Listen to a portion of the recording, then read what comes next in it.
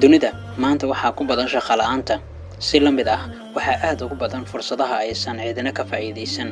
qofka dhalinyarada ah marka uu soo qaangaaro markiiba waxaa buuxa maskaxdiisa hamiyo waaweyn iyo guulo ay tahay inuu xaqiijiyo inta uu nool yahay balse mar walba oo da'diisu ay weynaato badanaa dhalinyarada hamiga sare uu ku sii yaraadaa oo waxaa suuragal ah in qofkii shalay hanka weynaa uu maanta jiifo sariirta welina uu halkaas ku riyoonayo bal u fiirso noolaha kale ee alla koonkan ku abuuray ma jiraa mid ka mid ah oo meel inta iska fadhiistan noolaan kara tusaale shimbirka subaxii ayuu buulkiisa ka duulaa dhulkaas weyn ayuuna ka raadsadaa wax uu cuno iyo wax uu cabo adigana si la mid ah ayaa tahay ka kac sariirta wax walba oo aad horumar adduun iyo mid aakhiro ku gaari karto hadda samey ganacsi adiga ku gaar ah shaqo haddaad raadsan karto haddaad farsamo yeelan karto iyo haddaad waxbarasho bilaabi karto intaba qof ka mid ah saaxiibadayda aadka iigu dhow ayaan la sheekaystay waxaana ku iri ka waran dhalinyarada maanta waxay ka cabanayaan shaqo la'aan laakiin wuxuu iigu jawaabay qofna shaqo la'aan ma noqdo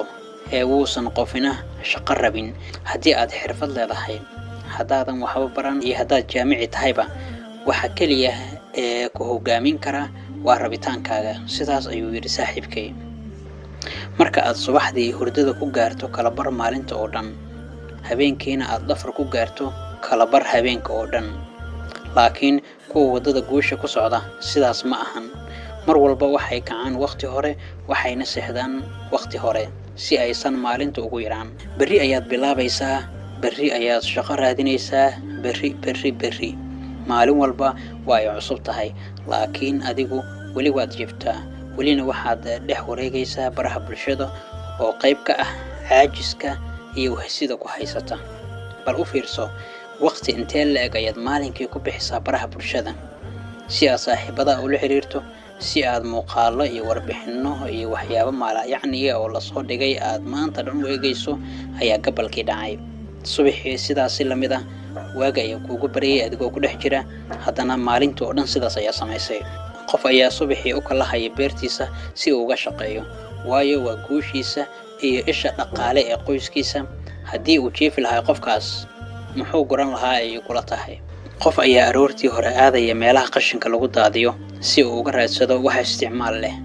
qofna waxa uu raadinayaa shaqo muruqmaal ah halka mid kale xafiis uu shaqo raadsanayo waxaasoo dhan waxay dhacayaan adigoo aan weli ka kacin halkii aad jiifatay xalay naftaadu waxay kuu sheegaysaa in weli aad tahay dhalinyaro laakiin xalku sidaas ma ahan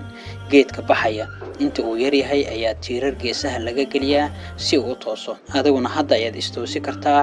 inta aadan gaarin meel ay adag tahay inaad ka soo noqoto